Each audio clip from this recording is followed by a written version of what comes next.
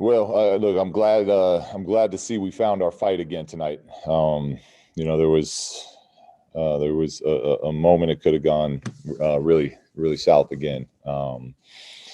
Frustrated in the outcome, but very pleased at the finding of the fight, and we understand it's going to be a long season, and we just got to keep trusting each other, keep putting in the work, and fight our way out of tough stretches like we're on right now. Start with James Ham. Luke, this was about as animated as we've seen you during your time here in Sacramento. Just how, I don't know, how angry did you get during that game? And just the frustration was clearly from us sitting here, we could see was like as high as we've ever seen you. Yeah, I mean, look, I like to, I do my best to remain calm during games, but there's sometimes you get more frustrated, and I was, I'm frustrated right now, so it came out tonight, but I do believe that it's best to keep your cool for most of the time. Tonight, I thought we needed a little something extra, so. Look, like I said, it's tough times. There's always going to be tough times in the NBA unless you're an elite team, and even then, they got their own stuff they're dealing with. So, I thought De'Aaron was fantastic tonight. I thought Marvin was great tonight. Rashawn gave everything he had again. So there are some positives out of it, and we have to, as a group, just keep working. We got each other in the locker room, and that's what we have. And I was very pleased to see us get our fight back tonight. That's the team that's how we were playing earlier in the year, and we were winning games, right? So that's all, that's what you can ask right now, is giving yourself a chance to win down the stretch.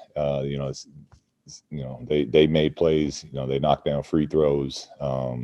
We had some open looks that didn't go, and the couple mishaps that we will learn from, but continue to work, continue to trust in each other, and we'll be fine. Jason Jones.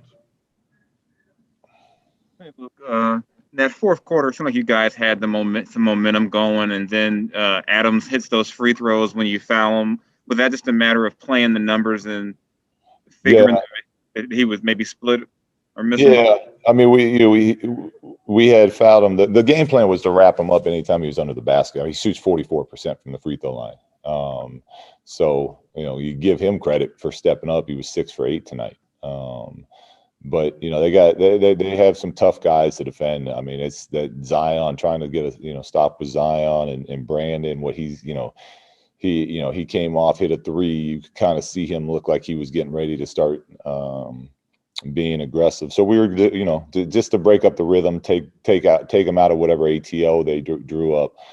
We were going to try it one time, and to Adam's credit, he knocked him down. So you gotta tip your hat to him, but I don't think that killed momentum. There was a double timeout right then. Our guys, our starters played major minutes, so I was getting ready to lose a timeout. So I tried to get them a little extra rest. Again, they made some plays down the stretch, and we missed some opportunities down the stretch. Sean Cunningham. Hey, Luke, you guys obviously had a spirited practice yesterday. I'm wondering how much came from that tonight to get that fight back, but also looking at the week ahead, knowing that you guys have been playing every other day, does this kind of loosen things up a bit and give opportunities for more of that? I'm sorry. I do. The first part of your question, yes, I do think. I do think the spirited practice yesterday helped us a lot today from that standpoint. What's the second part of the question? Yeah, just the week ahead, knowing that you have a couple days off before Wednesday, and there looks like there could be some opportunity for more practice time. How encouraging is that, seeing that fight? Well, we love that, but we also have to be smart, right? We got after him yesterday. Unfortunately, we didn't win tonight, but our guys, our starters played 40 minutes apiece, so they're not going to do anything tomorrow, even though we have 2 days without a game. And then we have a practice and travel day the next day. So, yeah, we're going to keep looking to get that in where we can. But if these guys are playing those type of minutes, it's got to be a very careful balancing act with that. Matt George. Hey, Luke, I believe it's now 12 straight quarters that your team has allowed 30 or more points. Is it as simple as trying to challenge these guys to maybe just one quarter holding under that 30-point mark to try and get some defensive success, or is it more big picture? It's more our guys understand that it's clear. I thought, again, the first 6 minutes of the game tonight, I think our starters have done a really nice job, even through this tough time, of coming out in games ready to play, making plays, getting an early lead. But I think, and I'll look at the stats when they come back out, the full game stats. I think we had them at like 11 points halfway through the first. I could be wrong, but then the floodgates open. And, yeah, I mean, the challenge is there. We talk about it. I'm sure every player on our team sees all the same stuff, and is aware that we right now, you come in and play against us, you're gonna feel comfortable. You're gonna get a lot of points. So that's something that we have to fix, and our guys know that. Jason Anderson. Hey, Luke, we talked in the last day or so about guys like De'Aaron, Marvin, Buddy, kind of stepping up and helping the team fight through this. In particular, with you cut out what you saw with De'Aaron tonight. How pleased were you? And was that a good example of that? Yeah, you cut out halfway through it. Did you just ask about just De'Aaron? Is that what you're asking? Yeah, was that was this a leadership moment for him to really step up and kind of help the team fight through a tough spot?